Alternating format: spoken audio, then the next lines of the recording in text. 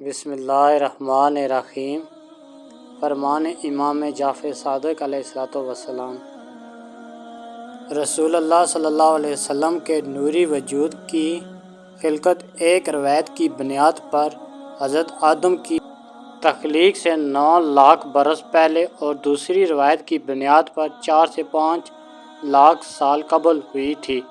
آپ کا نور اقدس اسلاب تیرہ اور احرام مطہرہ میں ہوتا ہوا جب صلب جناب عبداللہ بن عبدالمطلب تک پہنچا تو آپ کا ظہور شہود بشکل انسانی میں بطن جناب آمنہ بنت وہب سے مکہ معظمہ میں ہوا۔ اللہ تعالیٰ نے ہم اہل بیت کی ولایت کو قرآن بلکہ تمام آسمانی کتابوں میں مؤثور قرار دیا۔ جو انسان ہم اہل بیت سے بغض رکھتا ہے وہ کتے سے بھی زیادہ نجس ہے۔ خدا کی قسم ماہ رمضان 30 دن کا ہی ہوگا، اس سے کم تا ابد نہیں ہوگا۔ جھوٹ کہتے ہیں لوگ کہ رسول اللہ نے 29 روزے 30 کی نسبت زیادہ رکھے، بلکہ حضور نے اپنی ولادت کے دن سے لے کر اپنی وفات تک کبھی 30 دن سے کم روزے نہیں رکھے، اور جب سے خدا نے زمین و آسمان خلق کیے ماہ رمضان کبھی 30 روزہ شب سے کم نہیں ہوا۔ جو شخص ہم اہل بیت علیہ السلام کی محبت کو اپنے دل میں پا لے اسے لازم ہے کہ اپنی ماں کے حق میں دعا کرے، وہ ایماندار ہے اور اس کے باپ کے حق میں اس نے خیانت نہیں کی۔ اللہ کے نزدیک امام حسین علیہ السلام کو رونے والی آنکھ اور بہنے والا آنسو سے زیادہ کوئی محبوب ترین شے نہیں۔ جو مولا حسین کو روتا ہے وہ پاک سیدہ کے حق کو ادا کرتا ہے۔ دل و جان سے ماتم حسین برپا کرو، کیونکہ یہ ماتم حسین ہی تمہاری بقا کا ضامن اور سفینہ نجات ہے، اور یہی تمہارے بخشش کا سبب ہوگا۔ غم حسین میں رونا اور ماتم کرنا پیغمبروں کی سنت اور معصومین کا شیوہ ہے۔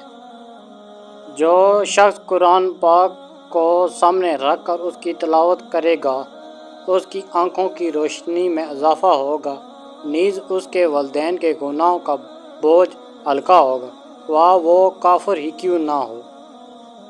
جو شخص ہر شب جمعہ سورۃ کہف پڑھے گا تو وہ آئندہ جمعے تک اس کے گناہوں کا کفارہ ہوگا، اور وہ شہید ہو کر مرے گا اور اللہ تعالیٰ اس کو بزم شہداء میں مبعوث کرے گا۔ سورہ فجر کو فرائض اور نوافل میں پڑھو، کیونکہ یہ امام حسین ابن علی کا سورہ ہے، تم پر خدا رحمت نازل کرے گا۔ اللہ تعالیٰ ہمارے شیعوں کو 4 چیزوں میں گرفتار نہیں کرے گا۔ وہ زنادار نہیں ہوگا، بھیک مانگنے والا نہیں ہوگا، بدفعلی نہیں کرے گا، ہری آنکھ والا نہیں ہوگا۔ ہمارے شیعوں کا امتحان 3 وقت میں ہوتا ہے: نماز کے وقت کہ اس کی پابندی کے ساتھ کرتا ہے، دوسرا ہمارے راز دشمنوں سے کیسے چھپا رکھتا ہے، تیسرا اپنے مال کو اپنے بھائیوں پر کس طرح خرچ کرتا ہے۔ جو اس طرح صبح کرے کہ کسی ظلم کی نیت نہ رکھتا ہو، اللہ اس دن کے کل گناہ بخش دے گا، بشرطے کسی کو قتل نہ کیا ہو، کسی یتیم کا مال حرام طریقے سے نہ کھایا ہو۔ 5 اشخاص ایسے ہیں جن کے مرنے کے بعد دفن کرنے میں انتظار کیا جائے گا جب تک ان کے جسم میں تبدیلی واضح ہونا شروع نہ ہو جائے: ڈوبا ہوا شخص، بجلی زدہ شخص، اسہال والا آدمی جس پر دیوار گرے، جس کا دھوئیں کی وجہ سے دم گھٹ جائے۔ مسلمانوں میں جو کسی مرنے والے کے لیے نیک اعمال بجا لائے تو پروردگار اسے بھی اس عمل کا دوگنا اجر عطا فرماتا ہے، اور مرنے والے کو بھی اس سے فائدہ پہنچتا ہے۔ میت سے قبر میں 5 چیزوں کے بارے میں سوال کیا جائے گا: نماز، روزہ، حج، زکوٰۃ اور ہم البیت کی ولایت، جس پر قبر کے ایک گوشے میں موجود ہمارے ولایت ان کی مذکورہ 4 چیزوں سے کہے گی: تم ہٹ جاؤ، میں اس کی ساری کمی کو پورا کر دوں گی۔ خدا کی قسم، نیک لوگ کامیاب ہوں گے۔ تم چاہو کہ وہ کون ہیں؟ وہی جو چیونٹیوں تک کو اذیت نہیں دیتے۔ جمعرات کے دن لوگوں کے اعمال رسول اللہ پاک اور ائمہ کی بارگاہ میں پیش کیے جاتے ہیں۔ سردی کا زمانہ مومن کے لیے موسم بہار ہے، جس کی رات لمبی ہوتی ہے اور اسے دیر تک نماز پڑھنے میں مدد ملتی ہے۔